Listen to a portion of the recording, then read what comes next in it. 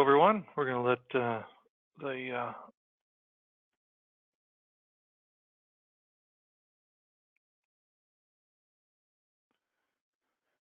all right, hello and welcome to Thursday, everyone. I know this is not a common day for us to hold a webinar, but I suspect that someone smarter than me picked this day on purpose. You see, today is Nurses Day, also referred to as National RN Appreciation Day, and it also happens to be National Skilled Trades Day. Now, you can't get a much more appropriate day to hold a webinar on coronavirus and how it might create systemic changes in the housing industry. Today, we're going to explore shifting consumer behaviors, purchasing patterns, and sentiment, along with key areas where consumer expectations may be changed for good, and also trends in essential areas like connected living, health and wellness, and energy. That's a lot of ground to cover, but if anyone can do all that, Sara Gutterman can. She is the co-founder and CEO of Green Builder Media. Sara has established a reputation as a visionary thought leader and passionate advocate for sustainability, and she works closely with a diverse group of stakeholders in the building industry to develop impactful, long-term green strategies that are simultaneously sustainable and profitable. Sara is a former venture capitalist and has participated in a portion of the life cycle, that's from funding to exit, of over 20 companies. Sara graduated cum laude from Dartmouth College and holds an MBA in entrepreneurship and finance from the University of Colorado, and she is also a county commissioner in Colorado. Now, today's webinar is brought to you by Panasonic.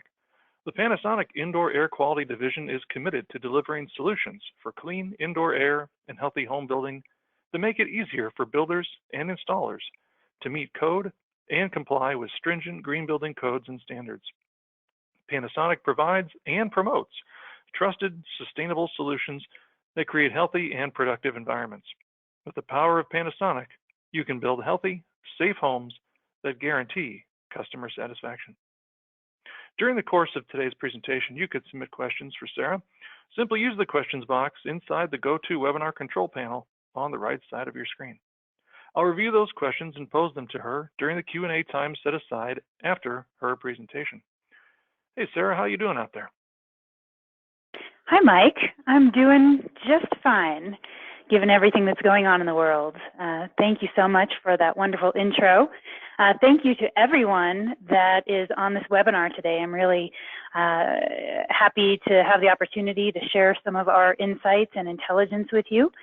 But I want to first start out with a shout out not only to Mike Colignan, who is our incredible moderator for our webinars, but also to our production manager, Mary Kessner. She is literally and figuratively the wizard behind the curtains. Due to some technical glitches on my end, she's going to be driving the slides. So when I say next slide, Mary, you know who I'm talking about. So thank you, Mary, for always keeping things rolling at Green Builder Media. So today, I have a lot of information to share with you about shifting consumer expectations and new demands that we believe that those changing consumer expectations or requirements, questions, interests are going to place on the building industry and specifically on the housing market. So that's building professionals and manufacturers alike. It even includes city planners and code officials and other types of related professionals. Most of the information that I'm going to present to you today, we have gleaned and harvested from Cognition Smart Data, which is our suite of market intelligence and data services. So I'm going to start just with a very brief overview of Cognition to offer some insight into how we generate data and then what we do with it, because I want to just give you some context for how we are generating that data. So, and then once I go through that very briefly, I'll go into a lot of information around the coronavirus and those systemic changes that we think that this moment in time is going to create long-term. So again, just as a brief overview, in 2014, we created a technology platform that tracks metadata on our audience. So we're able to gather en masse insights and information about building professionals and consumers purchase patterns, behavioral trends, engagement patterns, what folks like, what they're reading, how they engage with us, how they respond to surveys. And so, as you can imagine, that gives us a little bit of a crystal ball, so to speak, because our audience is just a great group of early adopter and first mover professionals and consumers, and where they are, or really I should say where you all are today, is indicative of where mainstream markets are heading in the next 6, 12, 24 months. And so it's been a wonderful way for us to keep our finger on the pulse of market transformation and innovation and,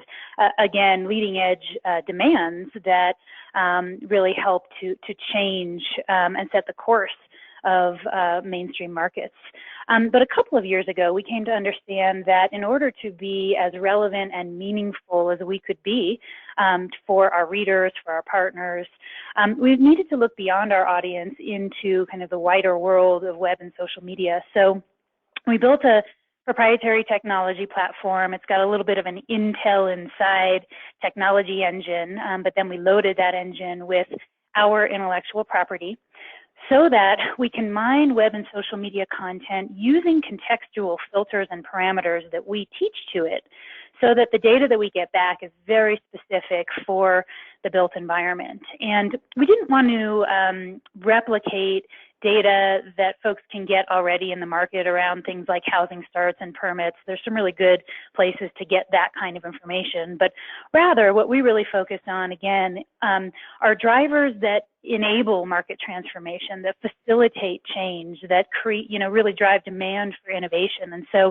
we look at purchase drivers, behavioral patterns, sentiment, and again, those drivers that move markets towards evolution and transformation. Next slide, please.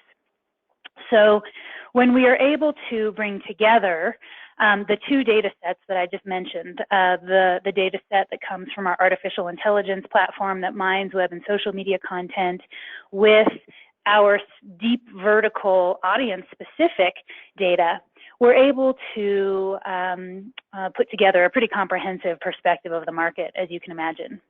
Next slide, please. But then we don't just stop at the data. I think the first thing that really makes Cognition special and unique is how we generate the data, which is what I just explained.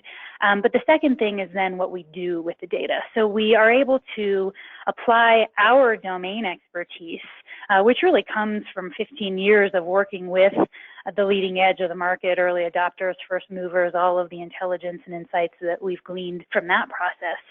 And that enables us to analyze and interpret the data, to turn it into insights and then meaningful and actionable business recommendations for our partners, for our readers, et cetera. And then we turn all of that into super informed content, which we then distribute out through all of our channels, and really becomes this virtuous cycle. So next slide, please. So that, again, was just a very brief overview of Cognition, and it's, again, a proprietary kind of dual technology platform that tracks the data, and that's how we're able to then generate these insights, some of which I'm going to present to you today. But again, a lot of the information that you're going to see today, it isn't only raw data. It's data that we have analyzed and interpreted and then turned into something that we hope is meaningful and actionable for you. Next slide, please. So let's start our discussion about coronavirus and the impacts on the built environment with economic impact. And seems a pretty natural place to start. As you can imagine, we are tracking and also interviewing and talking with a wide spectrum of economists who pretty much all agree that, second quarter is going to be bad, right? There's really no way to sugarcoat it. And we kind of have to state the obvious, right? It's going to be a sharp stumble in the second quarter. Most of the economists that we're tracking agree that we are going to start seeing recovery in the third quarter. Some feel like there will be a longer tail that might, extend into the fourth quarter or early next year, first quarter of 2021. But I think that fortunately a lot of the housing-focused economists agree that The fundamentals of the housing market were strong going into this downturn, and so unlike the 2008 recession when the housing fundamentals were not strong, they are anticipating a little less of a impact than the 2008 recession, and that was particularly because, again, kind of going into this, we did have, again, back then, solid wage growth, relatively low unemployment, low interest rates, and high property confidence. Now, obviously, we're nearing, 20% in unemployment, but a lot of those economists do feel like that will start to mitigate and probably go back down to about 10% in the third and fourth quarter of this year. They do expect a pent-up demand in home buying, where opportunistic buyers will want to take advantage of low interest rates and get back into the market. And certainly, a lot of the economists feel like the free fall that came really as much as anything else with uncertainty is starting to stabilize.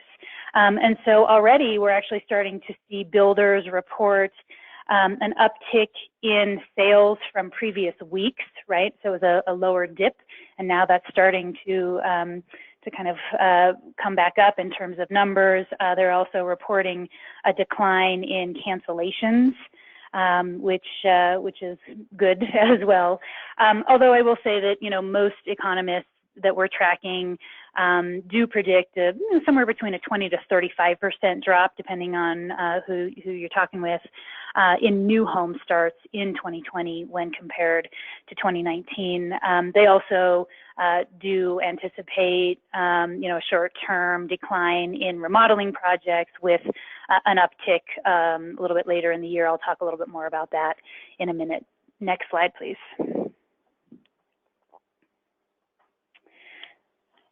So when we survey our builder readers, nearly 75% of them believe that they will be impacted in the short term. However, they feel like they'll be okay in the long term.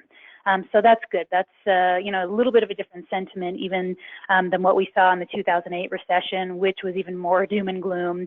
Interestingly, about 5% of our readers are reporting that they're not seeing a decline at all. They're really just business as usual. With that said, about half of our builder readers report that they are experiencing delays in inspections, permitting, and other essential services. About 43% report reduced customer confidence and spending. About 38% report reduced employee morale, and then about 29% report supply chain disruptions and delayed deliveries. Next slide, please. Also, our builders are reporting that they have changed job site practices. So about 85% report that they are practicing social distancing. Most of them are also enhancing their cleaning and sanitizing practices. They've suspended all non-essential travel. They are requiring employees to work from home, those that aren't essential to the job site. I will say that our builder readers tend to be, again, early adopters and first movers, progressives, and so those who have cash on their balance sheet do see this as an opportune time to acquire land if they can, but certainly, most of them are reporting that they're taking this time to be very strategic in repositioning their companies. In fact, some of the leading high performance builders, folks like Gene Myers at Thrive Homes, Dennis Webb from Fulton Homes, Tim O'Brien from Tim O'Brien Homes, they are saying that because of the shifts that they are noticing in the market, they're repositioning themselves from being high performance builders to being healthy home builders, where high performance is an essential and critical component of being a healthy home builder, but that a healthy home umbrella extends beyond that into other factors and things and products and benefits, which I'll go into a little bit more in a little while. But what we are also seeing, and we're seeing this directly at Green Builder Media, is that our audience is really consuming data and information at unprecedented rates. Our online engagement is at an all-time high, and folks are reporting that it's not only that they're home and they have time to read stuff, but they're really trying to think critically about what's changing and how the industry is changing. And on that bottom chart, something of note, I think only about 36% of our readers report, our builder readers report that their customers, their consumer customers, their home buyers are putting orders and purchases on hold. But the thing that really stood out to us is that about 30%, a little more than that, are reporting that they are seeing changing consumer expectations, requirements, and a whole new set of questions posed by their home buyers. And so that's really what we're paying attention to right now, to understand how those changing expectations are going to place new demands on the industry. Next slide, please.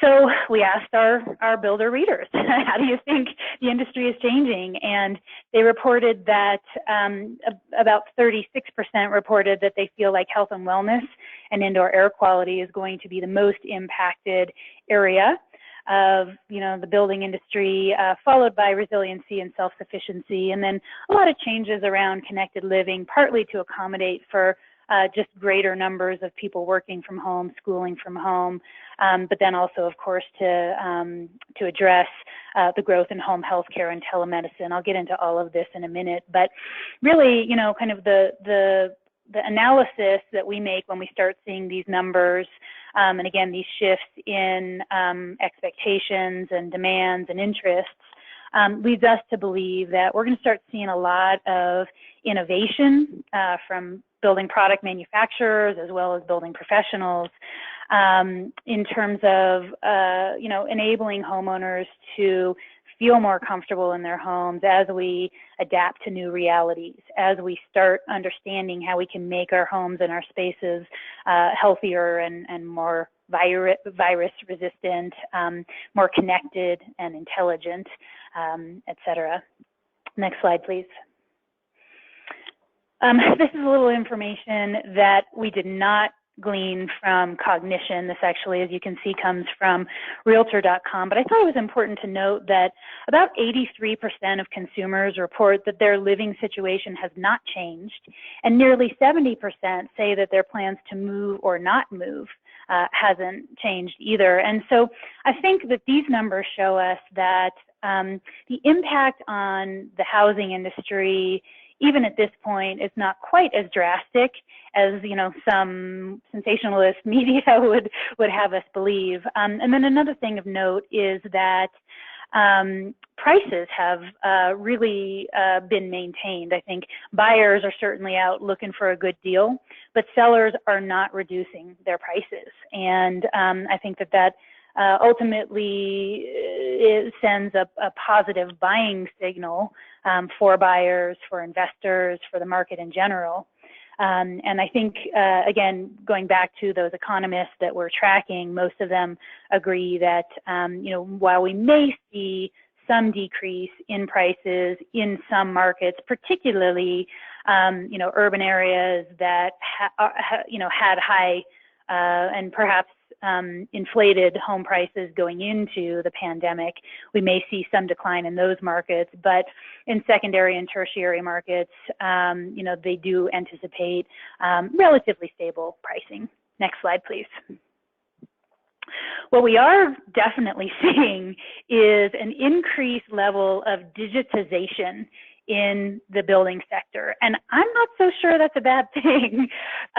In fact, if you look at all of the industries and their adoption of digitization and efficiencies that have been created because of that technology adoption and digitization, the building industry is actually second to last out of all of the industry sectors in our economy, only above hunting and fishing, which for obvious reasons has not adopted a high level of digitization. But certainly we're seeing a huge exponential growth in 3D home tours. In fact, Zillow reports a 600% increase in 3D home tours just in the last 30 days.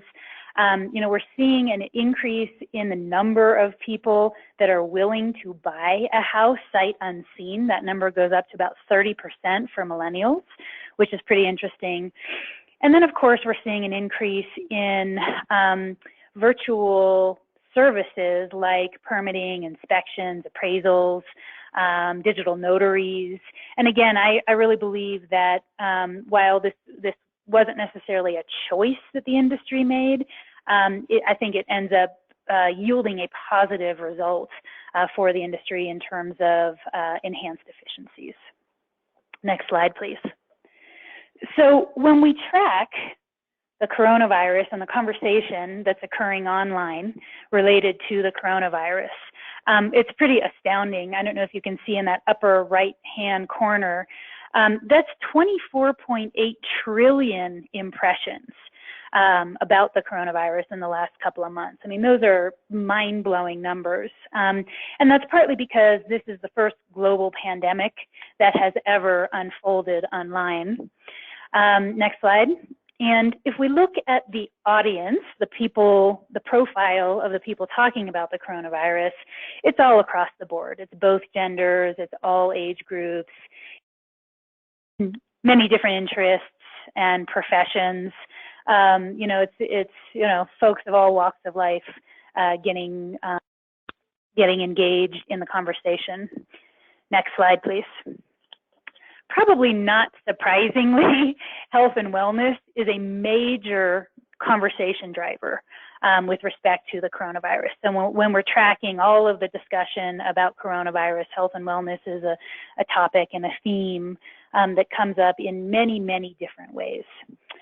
I think what's most important here with respect to the health and wellness related conversation is that several weeks ago when the pandemic first hit, the conversation was very, very negative, right? People were worried about getting sick and dying.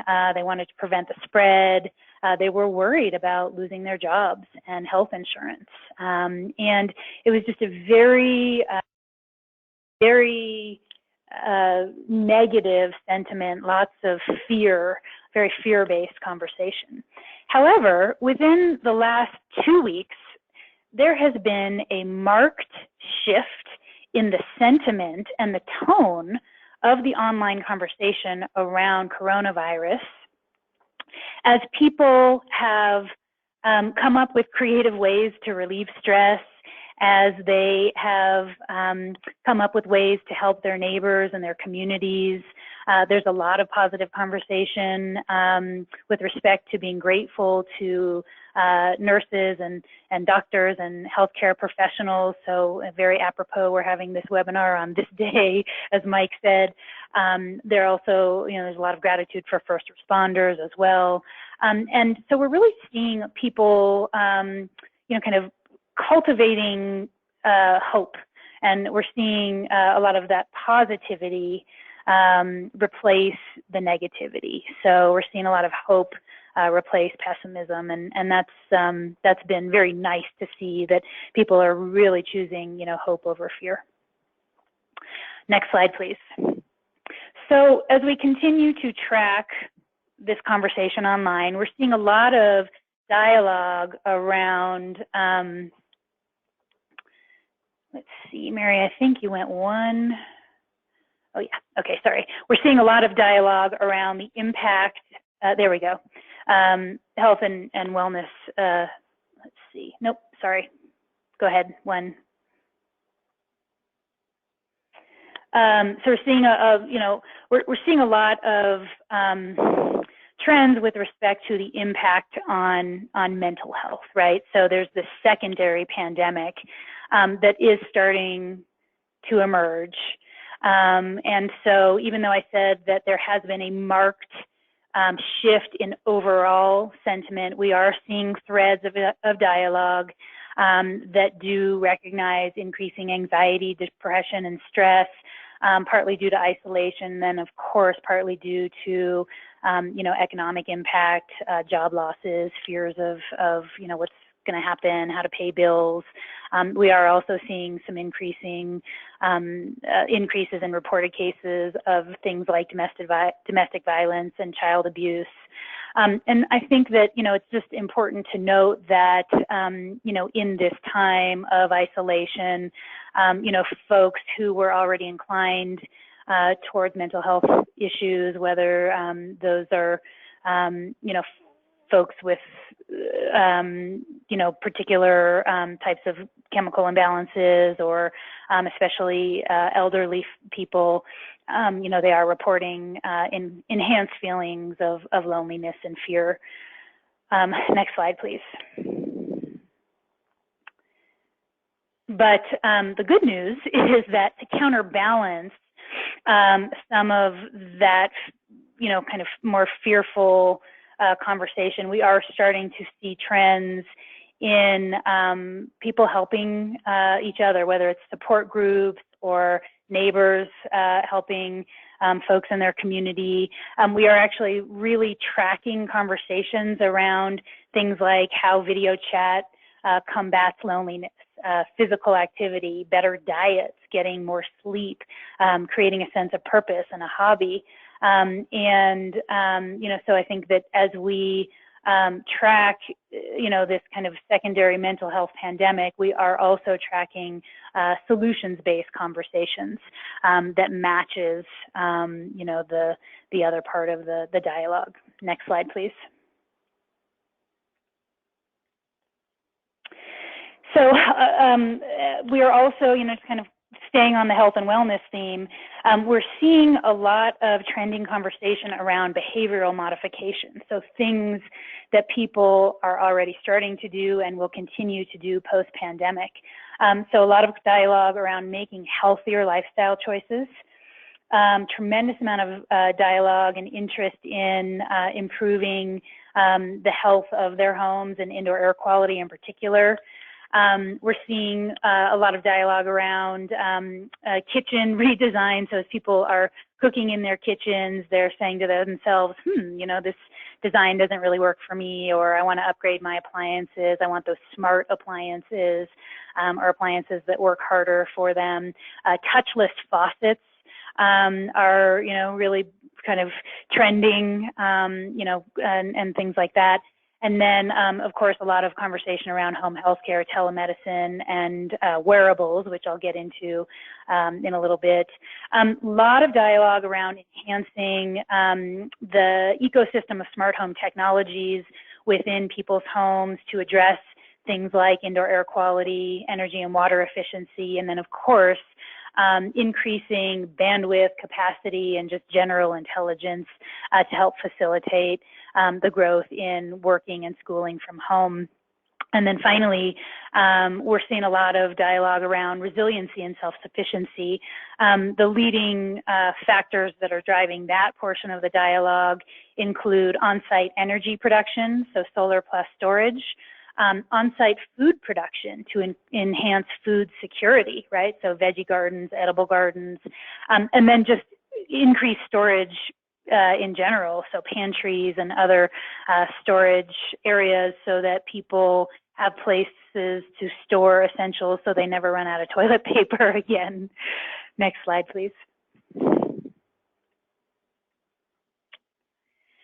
I mentioned indoor air quality. Now, this is one of the biggest aspects of the building sector, and particularly the housing sector, that we believe is going to be impacted. So just as the 2008 recession in some ways was the best thing that ever could happen to energy efficiency, because everybody all of a sudden became very cognizant of their energy bills. And then we never went backwards from there in terms of that increased awareness of and demand for energy efficiency. We see that same thing happening with indoor air quality. And even before the coronavirus, our early adopter and first mover consumer readers were reporting to us in surveys and calls to action and just different engagement vehicles that we have in place. They were telling us that they already believed that indoor air quality was as important as location when making home buying decisions. So indoor air quality in healthy homes.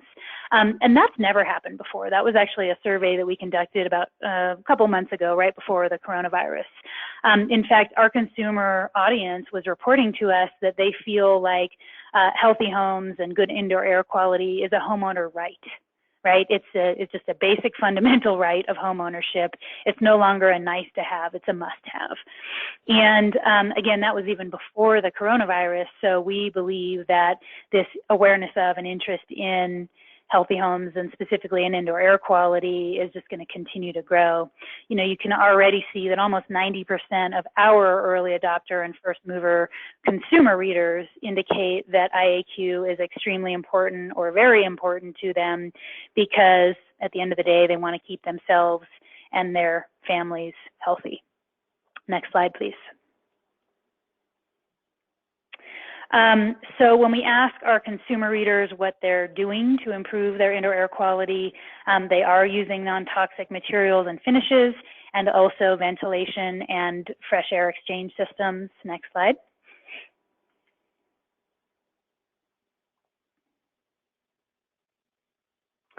And when we ask our builder readers how often their home buyers or homeowners, in the case of remodeling and retrofit, are actually investing in indoor air quality. You can see about 24% say very often and 42% say sometimes. Now, a little bit of context here. You might say, 24%, that's not that much. However, keep in mind that a couple of years ago, these numbers were zero. So, you know, 0 to 24% for very often and often, we actually think is pretty good market penetration. And what, you know, is also important to note is that these numbers keep sliding to the left, right? So there are fewer respondents as we continue to ask this question in the rarely and never category and more in the, you know, sometimes, often, and very often categories. Next slide, please.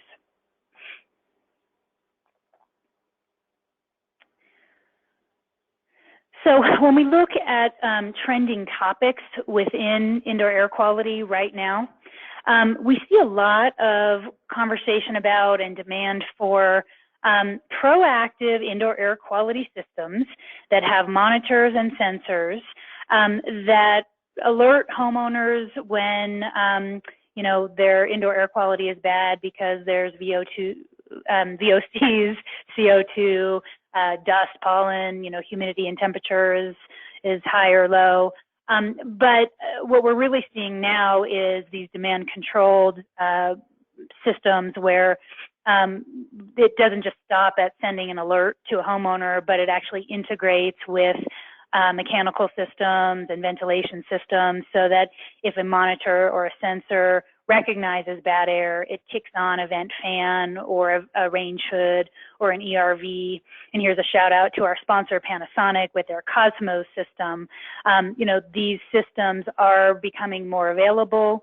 They are certainly addressing whole home indoor air quality issues, and you know, are really we're moving into a new era with respect to indoor air quality, because not only are we able to monitor the quality of the air in our various different rooms in our homes, but now we're actually able to take human error out and allow the system to kind of optimize itself and you know, create fresh air exchange and improve, you know, purify the air so that, you know, we can really optimize the quality of air in our homes.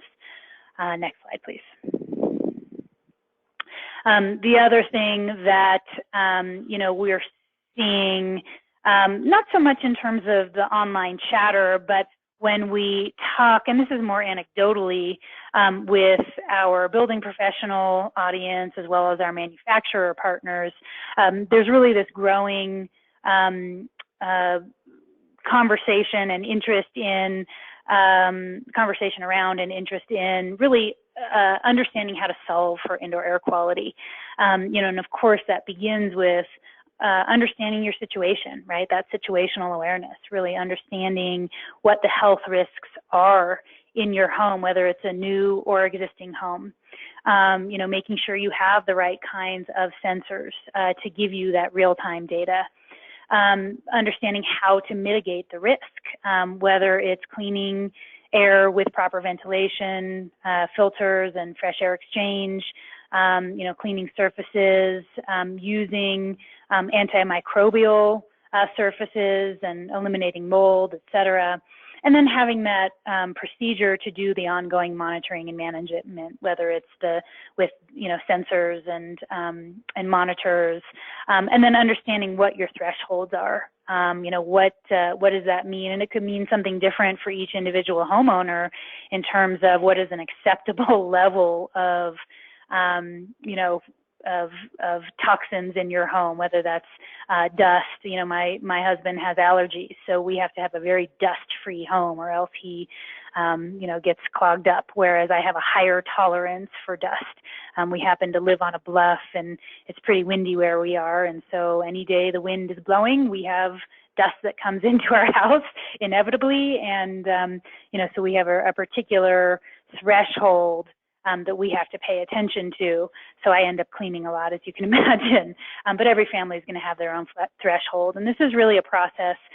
Fortunately, it's a conversation that more and more is becoming integrated into that ongoing dialogue that building professionals are having with homeowners. In fact, I just spoke yesterday. I mentioned Gene Myers from Thrive Homes.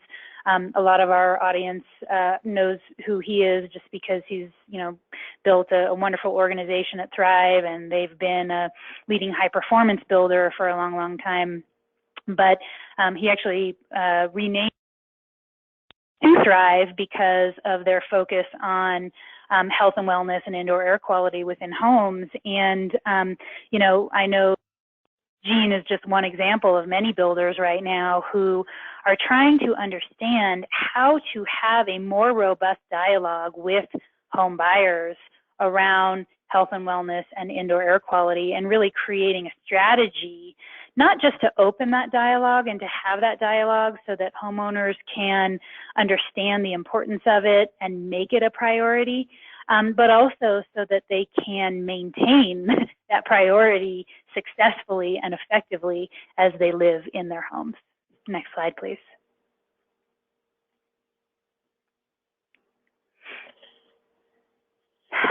We're seeing a tremendous growth in telehealth and home health care. So telehealth, is a model, and again, I think this is similar to what I was saying about energy efficiency in the 2008 recession and indoor air quality and health and wellness in this pandemic. I think we're hitting levels of penetration with telehealth, and we're not going to go backwards from there, right? So this is a one-to-many care model where a provider can connect using video conferencing, using some basic patient monitoring approaches, whether that has to do with physical attributes, behavioral health, pain management, even into things like physical therapy, where the healthcare provider can monitor and even assess patients remotely. And what we're seeing is that healthcare providers are really loving this model right now because, and patients are as well, right? They understand that they don't necessarily have to go to a doctor's office to receive healthcare and to receive monitoring for existing ailments, or even for, again, assessing symptoms and things like that.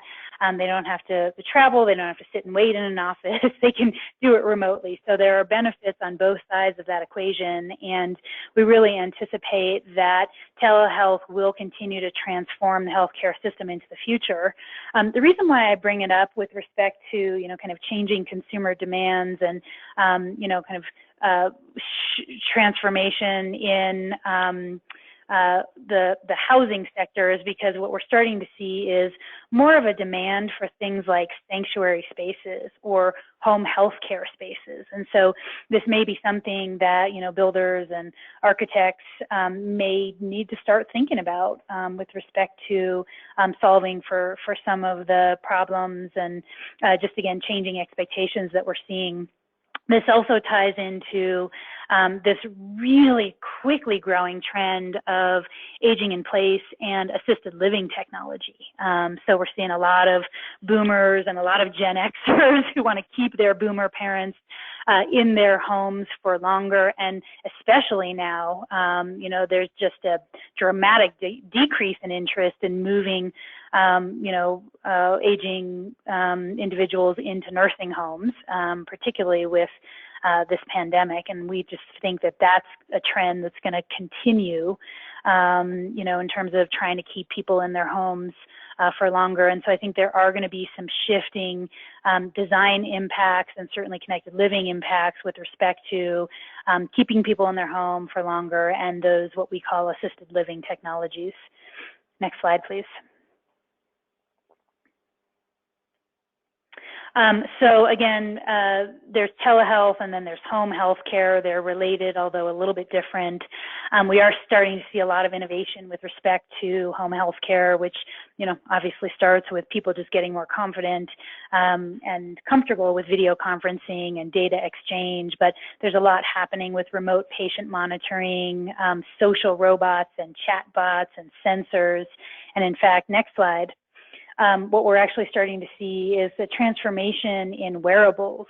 So a lot of people think about wearables with respect to working out and tracking movement and activity, but what we're actually seeing is that those wearables are shifting in terms of being health trackers in a little bit of a different way. So tracking things like blood pressure, heart rate, body temperature, oxygen saturation, and we think that these types of elements are going to continue to increase in terms of what those wearables and fitness trackers can actually track.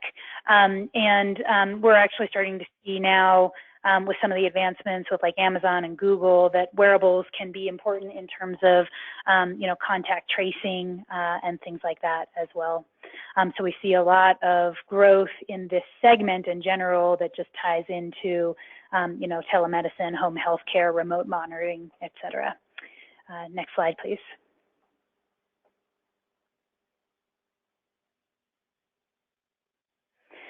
So, you know, we've already seen over the last, you know, many weeks, an increase in conversation around redesign. I think people are really finding refuge in the concept of redesign, whether they're acting on it right now or whether they're just creating wish lists. What we are seeing is that DIY projects are surging. The #1 DIY project that we're tracking is repainting, and we've actually corroborated this with some of our colleagues at places like Home Depot, Lowe's, and Sherwin-Williams, who report that their paint sales are at record highs because people are, you know, repainting. They're living in their homes and they're, you know, saying to themselves, wow, I don't really like this paint color. This doesn't really work for me. And it's something easy to do as a DIY project without bringing a contractor into people's homes. The other trending DIY project that we're following is landscaping. So again, I mentioned things like edible gardens, veggie gardens to enhance food security. And, you know, I think landscaping would be trending right now anyway, just because it's springtime and that's what people do at this time of year.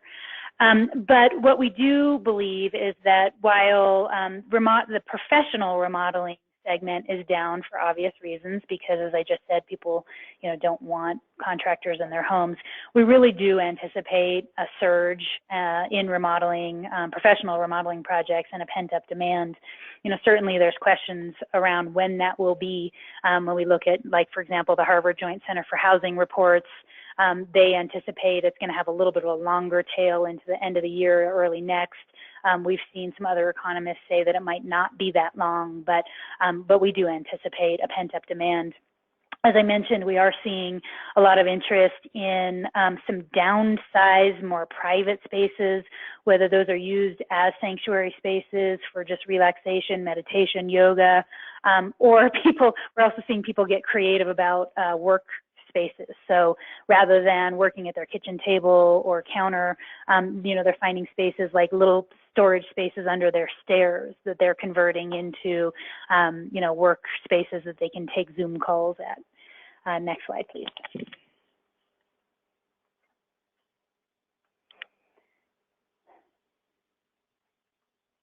We are absolutely tracking a shift in how people are talking about where and how they work. So one side of this conversation is the fact that people they like working from home. It helps them create a better work-life balance. They don't have to commute, which is something that they find very beneficial. They just like being in their space. They like the flexibility of working from home. Granted, certainly people are talking about how, they miss a more kind of public and social environment, and they may miss their colleagues, and certainly there's Zoom fatigue.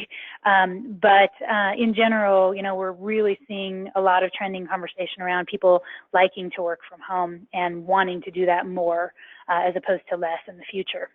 The flip side of that conversation that we're tracking is discussion around amongst executives.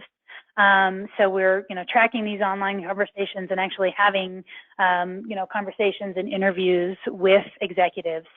And they're saying, my people like to work from home. They're more productive. And ultimately, I can save money if I downsize my office space, or, if I don't have to turn on heating and cooling and lights in a particular area of my office or on a particular floor. And so we do think that this time is going to really transform where and how we work. Next slide, please. I mentioned that, a big trending conversation is around food security and growing food on site. Our editor-in-chief, Matt Power, put together a really creative article on what food security really can look like moving forward, as opposed to basically what's happening right now. He kind of created the terms crisis pantry versus resilient pantry, where the crisis pantry is basically what's happening right now, where people are just stocking up on frozen goods, canned goods. We're having meat shortages. People are depending on bottled water. And there's, a lot of fear around food security and the supply chain, as opposed to the resilient pantry, where people have proper, on-site water filtration systems, where they are growing their own food, and they're really, as much as anything, relying on local gardens, farms, pantries, et cetera, to provide food for them. Next slide, please.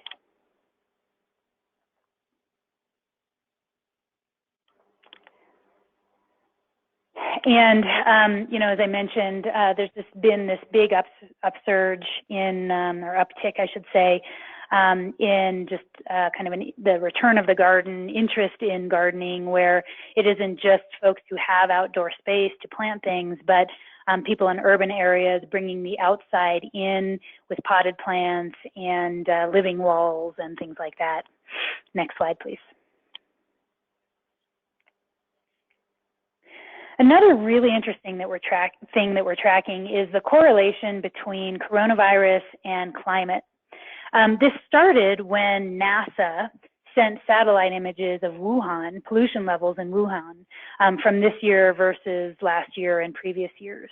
And now we're starting to see those same images from cities around the globe, where we're absolutely seeing, clear skies and fresh air and clean water in the canals in Venice. And so we hope, and we also anticipate, that this moment in time will actually drive enhanced climate action and demand for climate action from people. It's quite ironic that, you know, it took a global pandemic to shut down business, industry, transportation, to show us how we could live in times, if we had greater renewable energy and greater electrification in our buildings and our transportation. But I do think that, this will create an increased demand by people that will then translate into changes in policy at a national, state, and municipal level, and also within corporations for enhanced climate action. Next slide, please. And even before the coronavirus, we started seeing a growing ethic of sustainability. So this was actually from a survey that we took, again, before the coronavirus, where our consumer readers reported that they are making lifestyle decisions to reduce their impact, their environmental impact, whether that is decreasing their food waste, reducing plastic use, water use, eating less meat. There was already a growing ethic of sustainability. And next slide, please. That's really important with respect to the housing sector because consumers are playing an increasingly impactful role in specifying products for their homes. So when we first started surveying our readers 15 years ago about who was making purchasing decisions for products and homes, our building professional readers, because that's really who we reached 15 years ago, said that consumers played a role in product specification in their homes maybe about 10 to 15% of the time. And that really was in areas like plumbing fixtures, appliances, maybe flooring and tile. But every year in the last 15 years that we've asked our readers, that number has grown. And a couple of months ago, again, this was right before the coronavirus, but we surveyed our trade and consumer readers, and across the board, and there was no discrepancy between our trade readers and our consumer readers in terms of what they reported. They told us that consumers are now playing a role in specifying products for homes up to 70% of the time. And what's important here is that they're getting involved in categories that they never used to touch, like insulation, like HVAC systems, like solar panels, all the way down to the brand and the specific products. So consumers have been significantly more educated. And so they're kind of driving building professionals to also be more educated in terms of that product specification. And then what we're also seeing is that there is a growing interest in investing in products that make homes more efficient, more comfortable, healthier, more intelligent. Again, we anticipate that that's only going to grow because of the coronavirus pandemic. And we are starting to see a shifting valuation from lowest upfront cost and price per square foot to something that does incorporate quality, sustainability, now more and more health and wellness. And, you know, certainly we're seeing building professionals respond to that consumer demand as well as ratcheted codes, regulations, and policies. Next slide, please.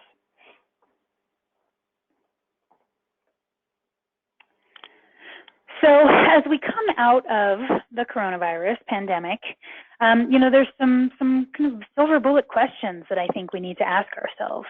You know, as we reopen our economy, will we take the time? Will we have the courage to really reimagine how we live in our homes and our spaces and our cities?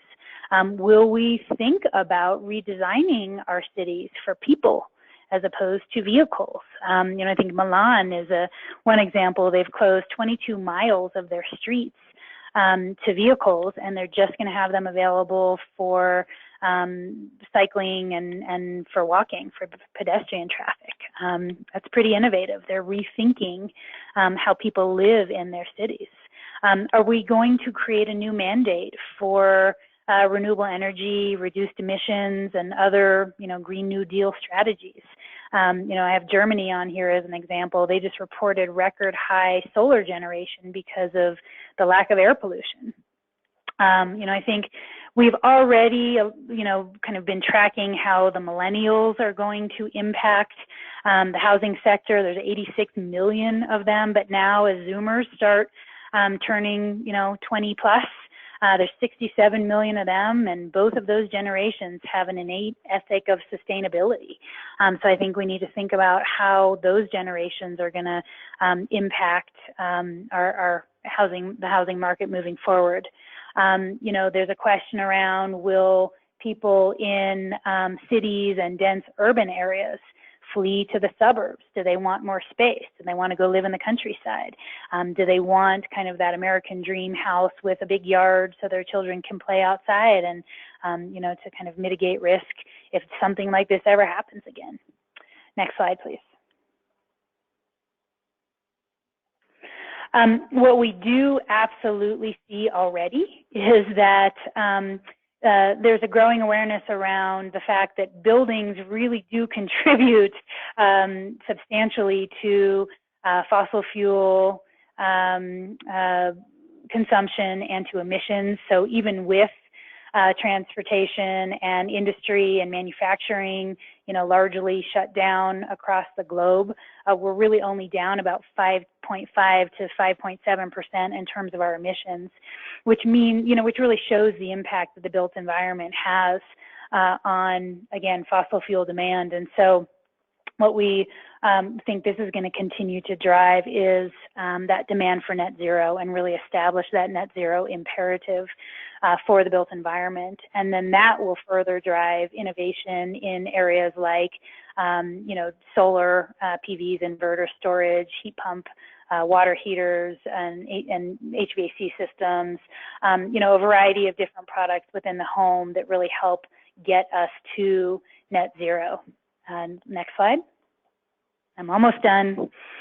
We also really see a lot of kind of trickles and beginnings of conversation around design changes and, really designing for social distancing. We see a lot of offices, starting to respond to that. And even, we see stories about shopping malls having arrows on the floors and asking for people to stand 6 feet apart. But I think within the housing sector, we are going to start seeing kind of a more minimalist design with a lot of light and openness, connection with nature, minimal decoration that doesn't collect, dust and grime.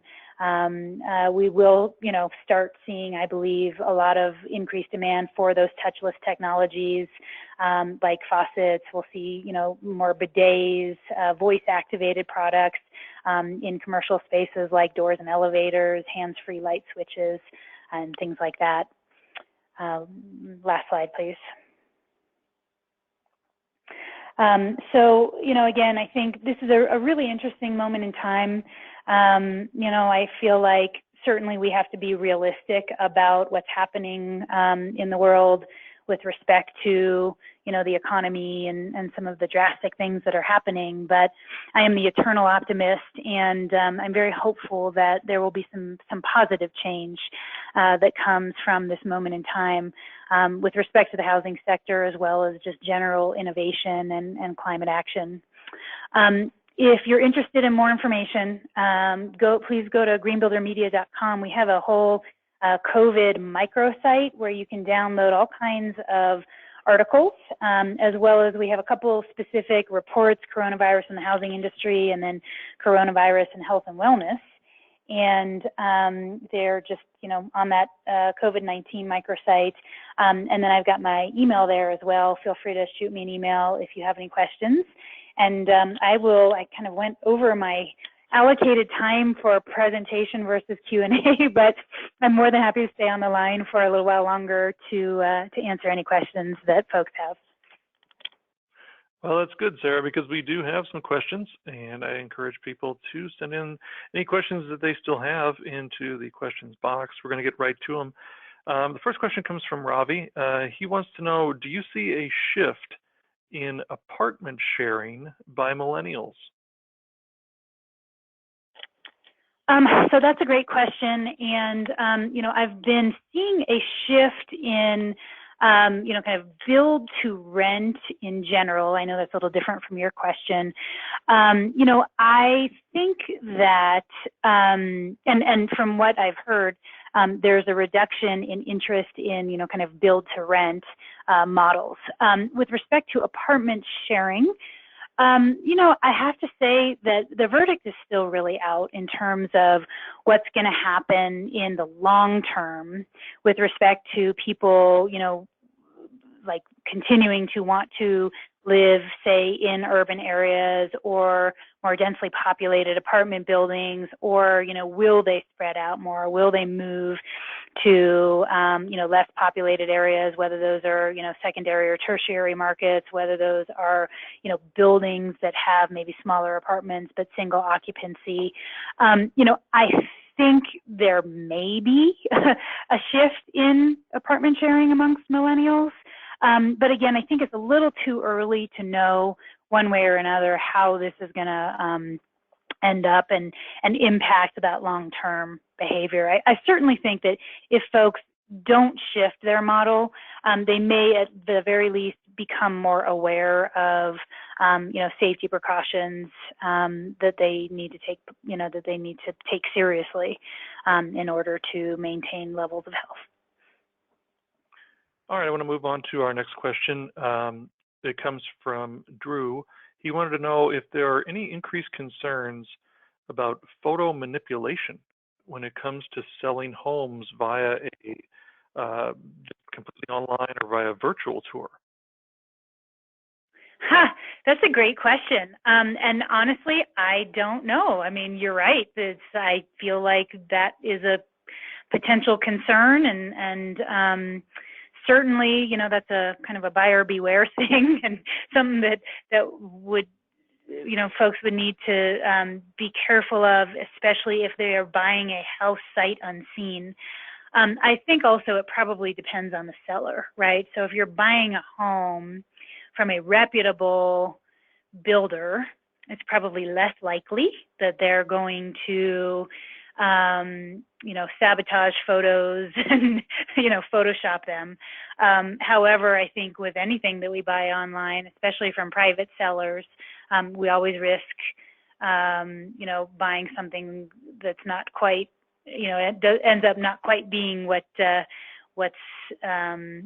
communicated online. So it's a great question. I haven't heard anything along those lines happening at this point, but certainly, I think it's something that we should all keep our eyes open for. And I could see it being a bigger concern on the sale of existing homes.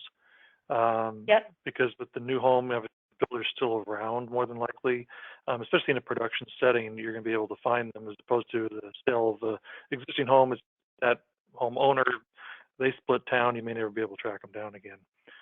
Exactly. Well, and if you're buying a house from a reputable builder, and they have online reviews and they have a certain level of credibility, and they're putting, again, I'm going to bring up Gene Myers from Thrive, who I know he would never allow anything like that in his organization, and I think buyers buy from Thrive because of that level of credibility. And I think there are many builders out there, that have a level of trust. And because they need to stay in business, they're not going to, kind of do that kind of a thing that would impact their credibility. Right.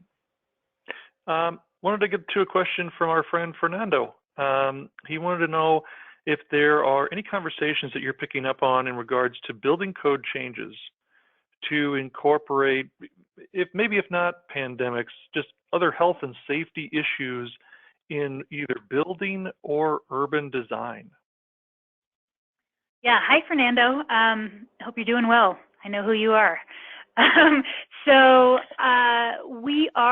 again, before the coronavirus, we had already started tracking enhanced code and policy around indoor air quality in particular. But in general, both commercial and residential codes, code development, I should say, that is going to address health and wellness more comprehensively in future code cycles. I think right now, just even in the 2021 IECC just the code cycle in general, not the IECC because that's the energy code, but in terms of 2021 codes, we are starting to see more movement towards, again, enhanced, requirements for things like fresh air exchange and things that address indoor air quality. With that said, Fernando, I do anticipate that even between now and the next code cycle, and certainly in the next code cycle, we're going to see an increase in requirements that address health and wellness and indoor air quality for commercial and residential spaces. And that's going to, impact HVAC companies, ventilation companies, certainly, design and construction practices and techniques. So yes, we are starting to see that. Of course, California is always the harbinger of, all things in general, but specifically all things code related in our country. And so we're starting to see municipalities pay more and more attention to that. So do look for, enhanced and ratcheted codes in the not too distant future. So to kind of follow up on that question about building and even more so urban design, Angela wanted to express that she feels that the principles of healthy homes should be applied early in the housing development and production processes. And then, it should include landscaping, should be included when we're talking about putting like transportation networks together, land parcels, all of that. So her question really is, how much of this type of site design and layout considerations are currently in place, and do you think we'll be seeing more of these principles being established after we get out of this? Great question. So I would say in general, unfortunately, the process that you are describing, where health and wellness has been incorporated into the entire design and construction and occupancy process from, even before the pencil hits the paper, so to speak, in the design process. I think that has not been a general practice in our sector. With that said, we are starting to see more and more progressive building professionals, builders, architects, designers, start with health and wellness as really kind of one of the primary and fundamental and initial elements of conversation as they are designing and constructing homes and buildings, whether it's a spec house, whether it's a custom house, whether it's a production house. And I think, again, there are folks, I mentioned some of them, whether it's Thrive or Fulton Homes or, Tim O'Brien, or on the production side of things, Meritage Homes is always thinking about these kinds of things. So I think that there are examples of folks that are thinking more and more about health and wellness and indoor air quality and incorporating them, that the concepts early, into the conversation around, how to properly build, again, homes and buildings. But I think that pretty soon, just based on what I said about codes and regulations, it's going to cease being a choice and start being more of a requirement as we do start seeing more codes and policies addressing enhanced health and wellness and indoor air quality. As I said, a couple of times in my presentation, I don't think we're going to go backwards with respect to this issue. Unfortunately, there's a lot of emerging healthy home and indoor air quality programs and examples and case studies that we can now refer to that, give us a very clear picture of how to get to, healthy spaces without a lot of additional, impact, frustration, or investment.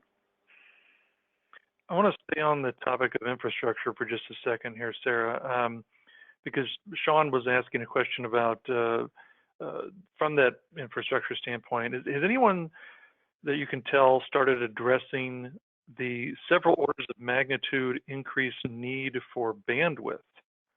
And when I was communicating with him, I kind of openly wondered, is 5G going to help with that because of the reduced download times that you know is in network connectivity brings? But I just don't know. So I want to throw Sean's question out there to you. You know, I wish I had that answer, because if I did, I would be a very wealthy woman, because I'd go invest in, in the technologies and the companies that are going to kind of help break us through.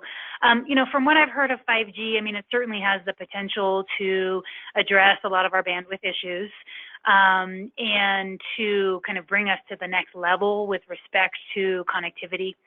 I think, though, that it's going to be, you know, how we're going to get to the next level of really being able to be truly functional in terms of, you know, bandwidth and connectivity, especially as we increase working from home, because I do think that's going to happen.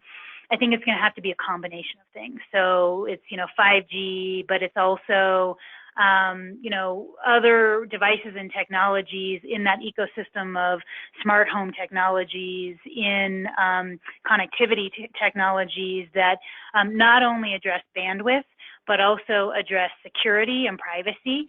And I mean data security and privacy. You know, right now, if you look at the smart home space, it's just a motley assortment of protocols and, you know, different types of, you know, technology-based platforms that these devices, you know, function on. And I think that, you know, there's a lot of open APIs so that those devices and systems and platforms and, you know, smart home hubs can talk with one another. And that's good because there are open protocols. But ultimately, you know, there's so much evolution that has to take place in that, you know, kind of smart home and connectivity space to streamline those protocols, to make sure that we are not only providing the bandwidth and connectivity that we need, but also that data and privacy and security, the data privacy and security that we need. That's a little bit of the elephant in the room right now with respect to, you know, smart home technologies. And again, I'm including, you know, routers, hubs, you know, different connectivity technology in that bucket, because, you know, when we survey our consumer readers and our homeowners, they don't believe that their data is private and secure, and you know, they are not happy with connectivity. They're not happy not just with their bandwidth connectivity, but the connectivity that their various different devices have with one another. And so, you know, I think that we may be in, you know, smart home 2.0, you know, we've kind of moved from what we've called the mindless home, which is lots of disparate devices that, you know, have separate apps, to something, you know, that is more evolved, that maybe, you know, different apps integrate together, or excuse me, different devices integrate together through APIs and or voice control, you know, Alexa. And then, you know, now we're shifting into, you know, an ecosystem that's controlled with a central smart home hub, like a Control4 or a Samsung SmartThings or a Brilliant or, you know, a Nortec or Elon system. But, you know, there's still a lot of evolution to take place. So I kind of answered the question, but not really. You know, is 5G our silver bullet? I don't know. We'll see. But I don't think it's the, you know, it's only part of the equation, only part of the solution. I wanted to ask a couple of questions specific to your slides. The first question was, a few of the slides appeared to have some links on them, but how do attendees access those links? Yeah, great question. So some of these slides, I actually, they're in the two reports that I have on this final slide, specifically the coronavirus and the housing sector report, and the coronavirus and the health and wellness report. So if you click on those links, if you want to just copy those down, or better yet, easier yet, if you go to greenbuildermedia.com and then just click on that COVID-19 microsite, there's a big red banner on the top of the page. You can't miss it. on there, you can download those 2 reports, and that's where you can actually get the live links to the resources that I put in there. Very good. And then also there's, the follow-up post-webinar email that people get with the link to the recording of the webinar, but also the links will also be put in that email as well. We also had another question, slide-specific question. So Drew was wondering, on a couple slides, you had, like, for instance, was the trending IAQ Topics slide.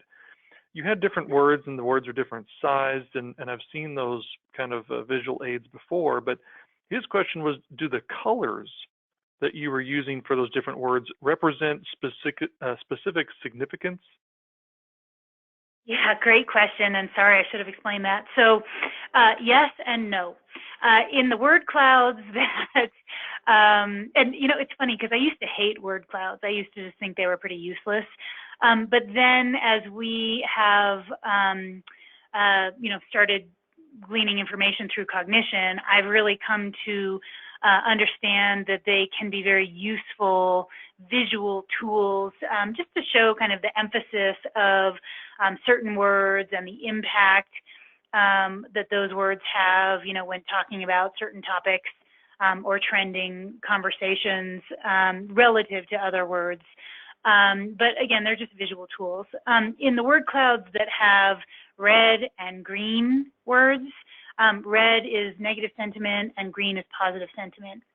We do have some other word clouds that have some different colors, and those are not necessarily indicative of sentiment. So I think there's some word clouds with like purple and orange, and those have some different attributes in terms of understanding words with respect to being, for example, an attribute or an emotion or a thing associated with a trending conversation.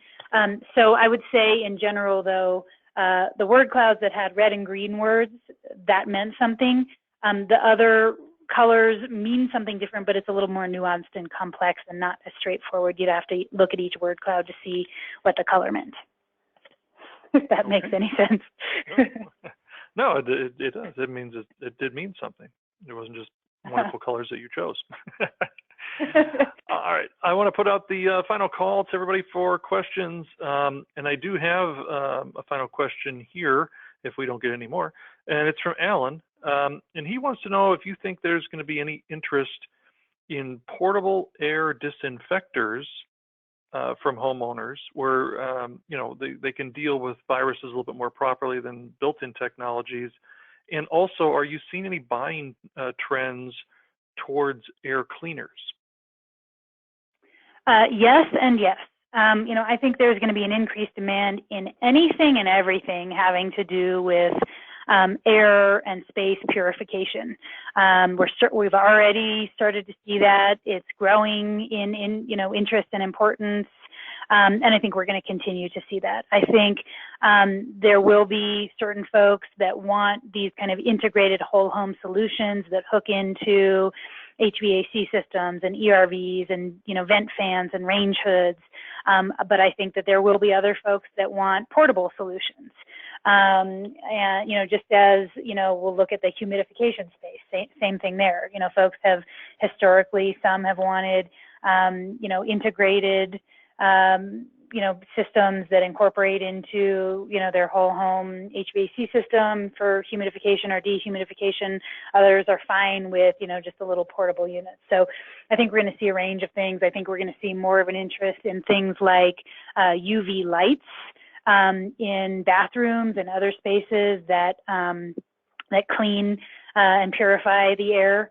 I think we need to just keep our eyes open for what is real and valid in terms of those solutions. I've seen some of those UV lights that you, for example, put into vent fans, but they only clean 2 feet down. So, do you really need a UV light in your vent fan in your ceiling that only cleans 2 feet down, as opposed to a more powerful one that's going to get your whole bathroom?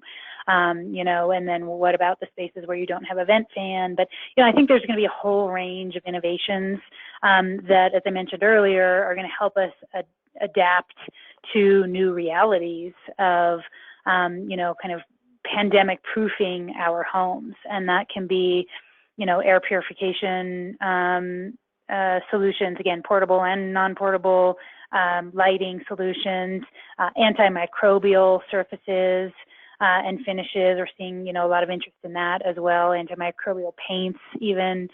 So I think we are going to see a surge in innovation in those types of solutions. All right. Well, I don't see any other questions, Sarah. So thank you so much on behalf of many of our attendees who sent in thank you notes for sharing your time and your insights with us today. We really appreciate it. Absolutely. Well, Mike, thank you. And Mary, thank you so much for, as I said, being the wizard behind the curtain. And thanks, everyone, for taking time to be here today. I really appreciate it. It looks like we had a great turnout. And I know everybody is kind of webinar and Zoom conference called out, but appreciate your time and your interest. And I invite you to shoot me an email if you have any questions. Yes, thank you very much to our audience for attending and asking great questions. Always love getting the questions from you. Thank you to Panasonic as well for their generous sponsorship of this webinar.